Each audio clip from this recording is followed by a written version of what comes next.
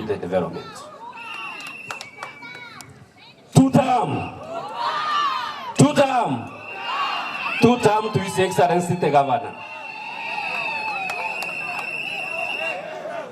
Your Excellency. Yes. Momanyete ndojo tutu walichi by election.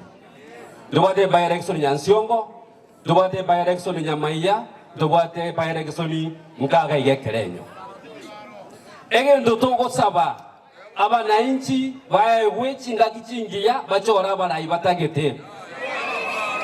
Ndotageti onde aimbosi leader asa abantu oyubata tagetie. Naroche asachire radio abantu bakora mikaba lenchi wa minto bekerenyo. Ege kogera abananchi bekerenyo awara bakurati abayisanga n'abasarage bamigira mu buya. Ndotageti montache okobasarania mbamanyete nabagochore leader yabo. Igo kobasaba onde bwensi tabasa ko interfere. Let nobody interfere with those elections. Let people given opportunity to elect the person they desire and they would deserve. Into Your Excellency, amagendera kwa genderete, nani nabagote very two-term.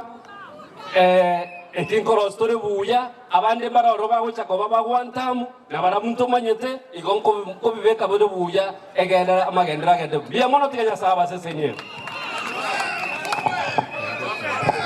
Thank you, Your Excellency. Excellency, Honorable Speaker, my colleagues, Honorable MCs who are here, the M-Pesa Foundation led by Patricia, na abananchi banyamusi mbiyamule, ngolera mbiyamule na inde. Your Excellency, thank you so much. And the M-Pesa Foundation, thank you so much for this noble idea.